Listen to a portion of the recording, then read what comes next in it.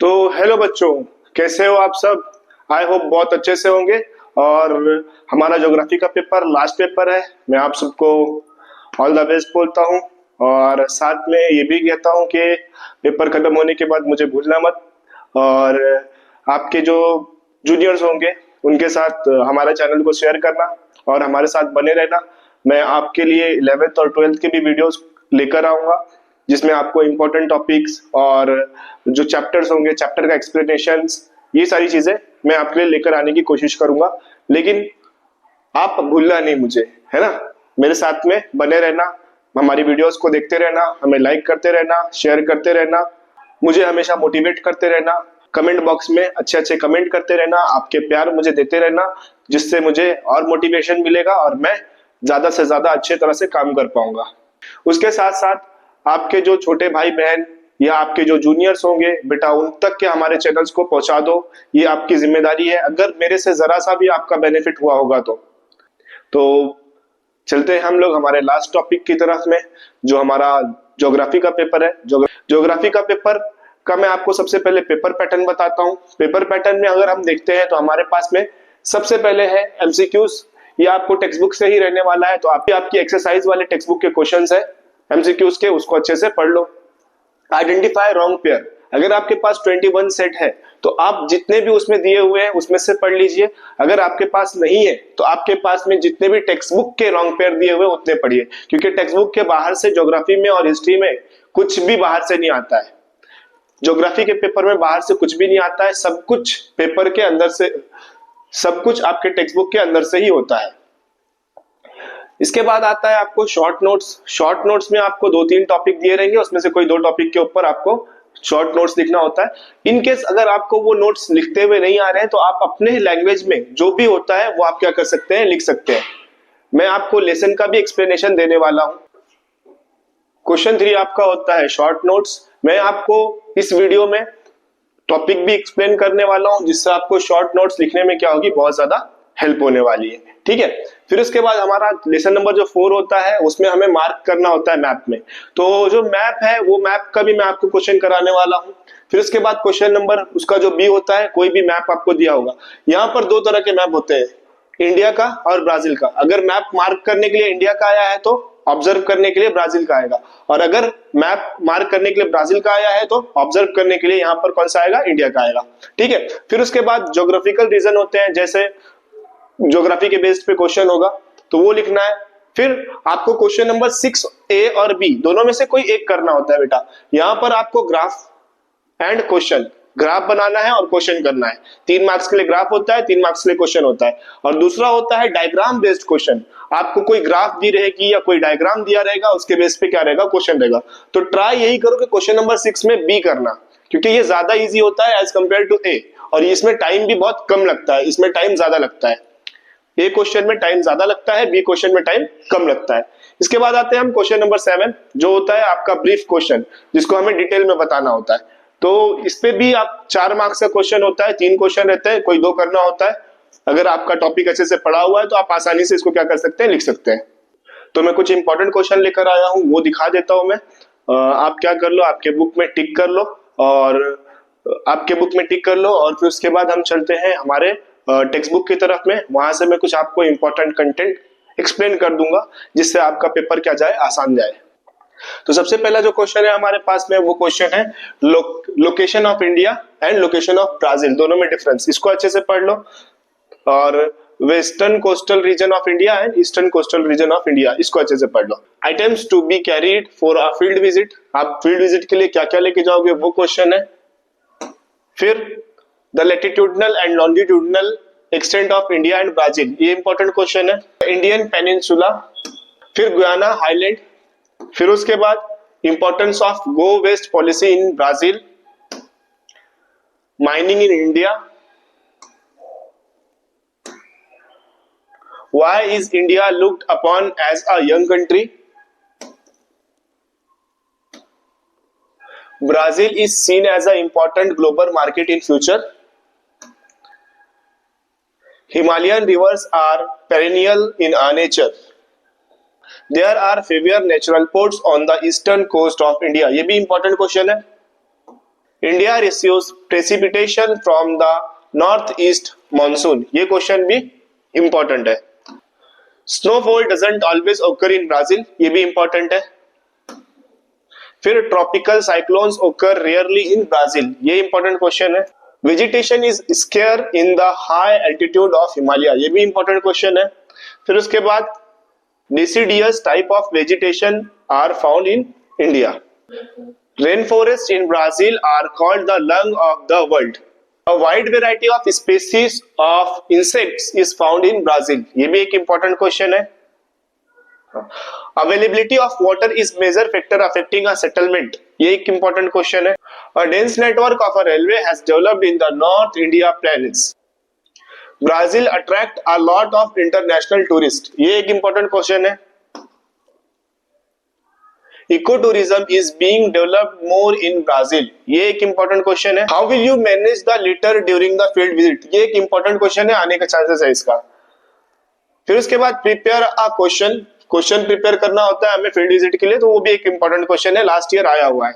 How are Brazil and India are different from each other, ये एक question है। Write detail about historical background of both country, दोनों country का historical background अगर हमें देखना है उसके ऊपर से क्वेश्चन आता है, इसको मैं आपको एक्सप्लेन भी करूंगा।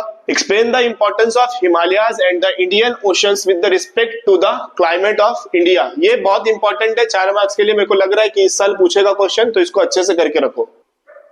Compare the climate of Brazil and India, ये भी 4 मार्क्स में क्वेश्चन में आ सकता है, तो इसको भी पढ़ के रखो। What environmental issues are faced by Brazil and India, ये क्वेश्चन इंपॉर्टेंट है, ये आ सकता है। लेसन नंबर 8 अगर हम लोग देखें तो उसमें what are the similarities and difference in the fishing activity in Brazil and India, ये भी एक इंपॉर्टेंट क्वेश्चन है। और कुछ एडिशनल क्वेश्चंस दिए हुए हैं यहाँ पर नीचे, उसका आप स्क्रीनशॉट ले लो और ये क्वेश्चंस को भी क्या कर लेना, एक बार पढ़ लेना अच्छे से, ठीक है। ये हुआ हमारा इंपॉर्टेंट क्वेश्चंस, जो मैंने सुपर 30 इंपॉर्टेंट क्वेश्चंस बोला था, ये सुपर 30 इंपॉर्टेंट क्वेश्चन है, इसको अच्छे से पढ़ के जाओ। अगर आप इतना अच्छे से पढ़ते हो तो आपको 35 प्लस आराम से मिलने वाला है, ठीक है। अब मैं आपको कुछ कंटेंट जो इसके टॉपिक है जो आपको मैं एक्सप्लेन कर देता हूं, ताकि आप अगर आपको क्वेश्चन का आंसर नहीं भी आ रहा होगा तो आप उस एक्सप्लेनेशन के बेसिस पे क्या कर सकते हैं, लिख सकते हैं, ठीक है।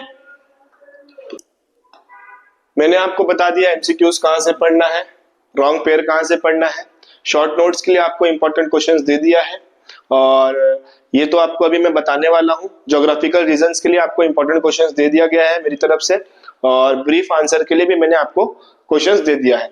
इसके अलावा मैं आपको एक ओवरऑल क्या कर दे रहा हूँ, लेसन सारे एक्सप्लेन कर दे रहा हूँ कि इसमें होता क्या है, ताकि आप उसके बेसिस पे क्या कर सको, अगर आपको कोई क्वेश्चन आता है तो आप लिख सको, ठीक है। तो बेटा आपका जो फर्स्ट लेसन है, फर्स्ट लेसन क्या है, फील्ड विजिट है ना। इसमें क्या है, किसी भी आपको एरिया के बारे में बताना है कि अगर आप किसी भी एरिया में जाएंगे तो आपका फील्ड विजिट का क्या मकसद होगा, है ना। तो आपका मेन जो पर्पस होगा, वो मेन पर्पस क्या होगा कि आप वहां पर जाने के बाद वहां के कल्चर के बारे में, वहां का किस तरह का मौसम है, वहां के लोगों का रहन सहन कैसा है, वहां के लोग किस तरह का पहनावा करते हैं, क्या चीजें पहनते हैं, ये सारी चीजें आपको पहले लेसन में देखने को मिलेगी, ठीक। सेकेंड लेसन अगर हम देखें तो लोकेशन एंड एक्सटेंट। अगर हम देखें सेकंड लेसन, तो सेकंड लेसन में हमें क्या बताया गया है, लॉन्जिट्यूड के बारे में, लैटिट्यूड के बारे में, है ना। कंट्री कब इंडिपेंडेंस हुआ और किसका क्या गुलाम था, किसके अंडर में था, ये सारी चीजें इस लेसन में देखने को मिला है। तो ये दूसरा लेसन आप क्या कर सकते हो, बहुत अच्छे से कर सकते हो। थर्ड लेसन जो है आपका ड्रेनेज एंड फिजियोग्राफी।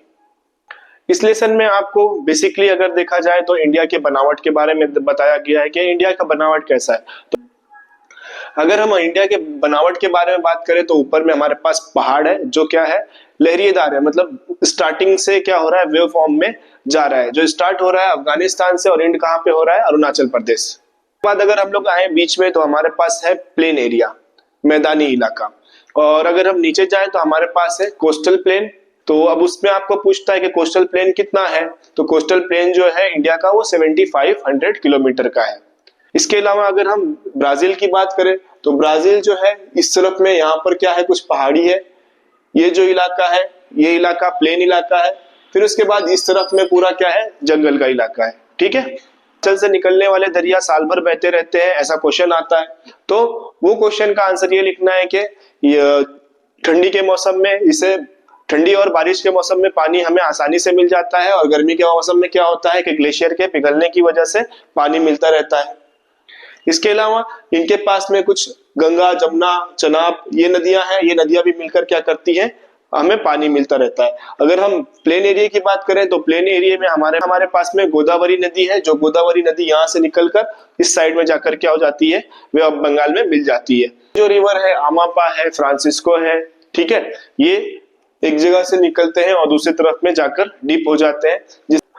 इसका जो दोनों साइड है वो पैसिफिक ओशन से क्या है, लोकेटेड है। इस तरह से इसका ड्रेनेज है, आबी निजाम है, ठीक है।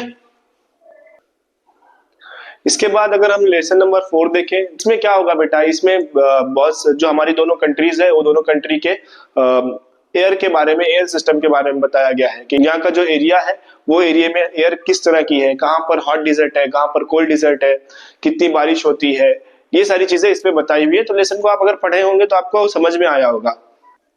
इसके बाद जो लेसन नंबर 5 है वो है natural vegetation and wild life. इस लेसन में आपको बहुत सारे एनिमल्स के बारे में और प्लांट्स के बारे में पढ़ने को मिलेगा। अगर यहाँ पर क्वेश्चन ये आता है कि इनको प्रॉब्लम्स क्या क्या होती है, तो प्रॉब्लम ये होती है कि स्मगलिंग करने की वजह से वहाँ पे जो प्लांट्स और एनिमल्स है वो क्या होते जा रहे हैं, कम होते जा रहे हैं। और जो हमारे पास में अमेजोन का जंगल है वो जंगल सबसे बड़ा जंगल है, लंग्स ऑफ वर्ल्ड भी कहा जाता है। इस तरह से क्वेश्चंस उसके ऊपर से आ सकते हैं। तो यहाँ पर सिर्फ और सिर्फ प्लांट्स और एनिमल्स के बारे में बताया है, कुछ वहां पर एनिमल्स और प्लांट्स के एग्जांपल्स दिए होंगे, तो वो एग्जांपल्स को क्या कर लो, याद कर लो। तुम किसी भी आंसर में उसको क्या कर सकते हो, आसानी से लिख सकते हो। लेसन नंबर जो 6 है आपका वो है पॉपुलेशन। सबक नंबर 6 आबादी। इस लेसन में आपको दोनों ही कंट्री के पॉपुलेशन के बारे में बताया गया है। इसमें आपको बताया गया है कि कौन से कंट्री में किस तरह के लोग रहते हैं, कौन से कंट्री में एजुकेशन ज्यादा है, कौन से कंट्री में एजुकेशन कम है, कौन से कंट्री में सेक्स रेशो ज्यादा है, मेल किस में ज्यादा है, फीमेल किस में ज्यादा है, कहाँ पर बर्थ ज्यादा है, कहाँ पर बर्थ कम है, कंट्री में बूढ़ों की जो काउंटिंग है वो ज्यादा है और बच्चों की काउंटिंग कम है।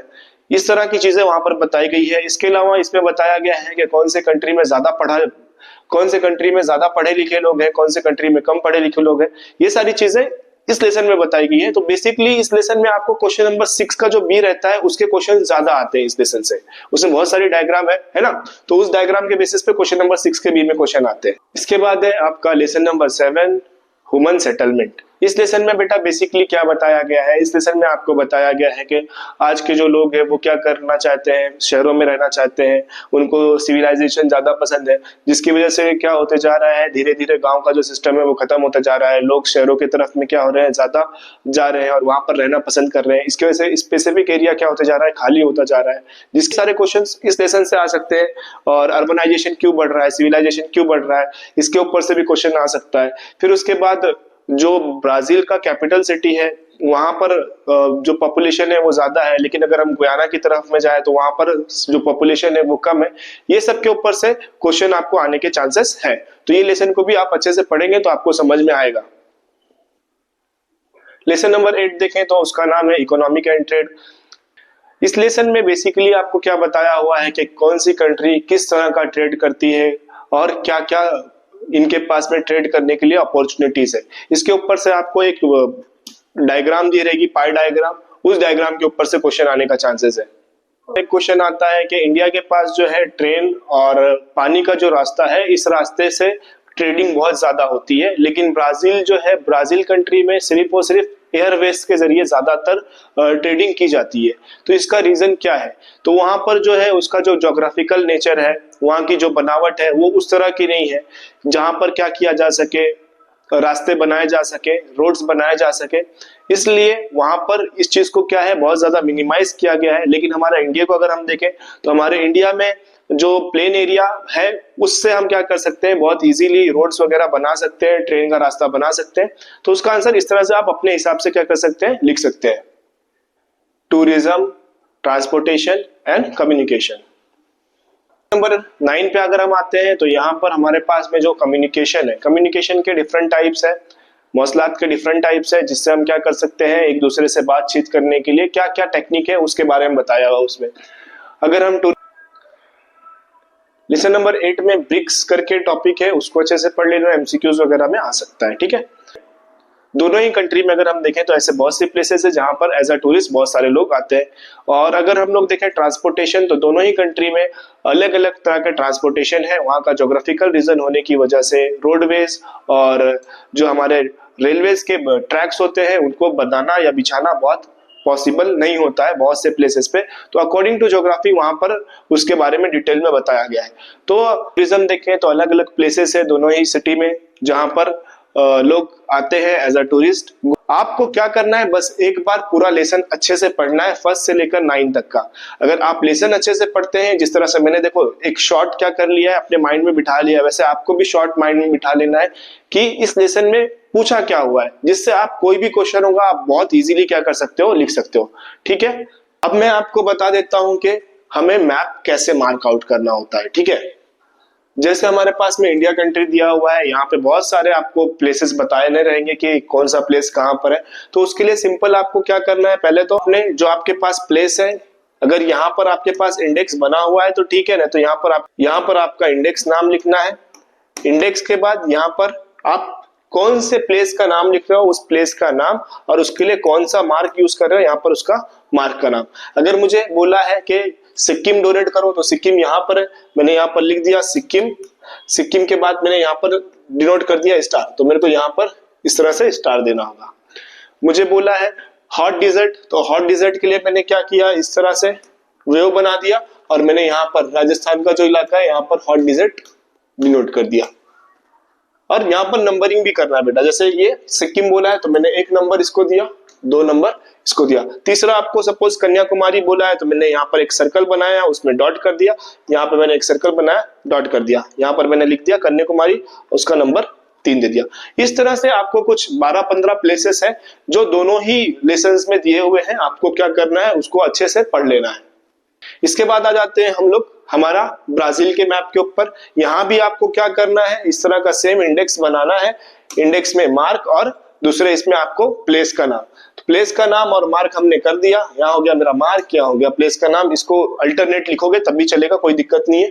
जैसे अब मुझे बोला हुआ है गुयाना, गुयाना कहाँ पर है, यहाँ पर मैंने गुयाना के लिए यहाँ पर लिखा और यहाँ पर स्टार्स बना दिया, यहाँ पे लिख दिया गुयाना।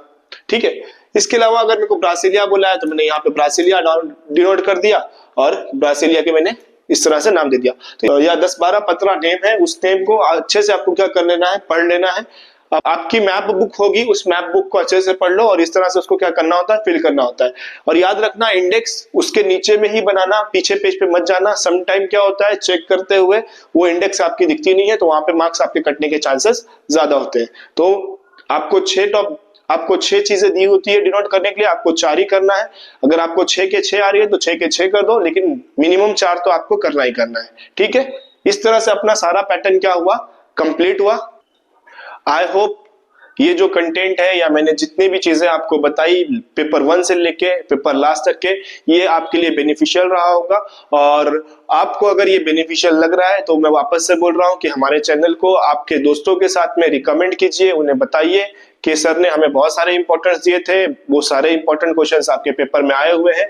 और उनके साथ साथ उन्हें बोलिए कि आपके टाइम पर भी सर क्या करने वाले हैं, सेम चीजें प्रोवाइड करने वाले हैं। इवन जब आप 11th-12th में जाएंगे, जब भी मैं ये चीज क्या करने वाला हूँ, आपको प्रोवाइड करने वाला हूँ, तो आप हमारे साथ जुड़े रहें।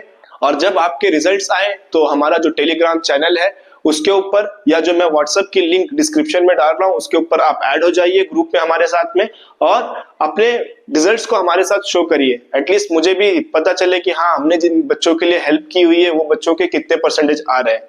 और अगर कोई बच्चा अच्छे मार्क्स लेके आए, स्कॉलरशिप वगैरह भी प्रोवाइड करने की कोशिश करूंगा, या मेरी तरफ से कुछ ना कुछ मैं गिफ्ट्स वगैरह भी उसे प्रोवाइड करूंगा। ठीक है, best of luck for your future and best of luck for your geography paper. Thank you बेटा।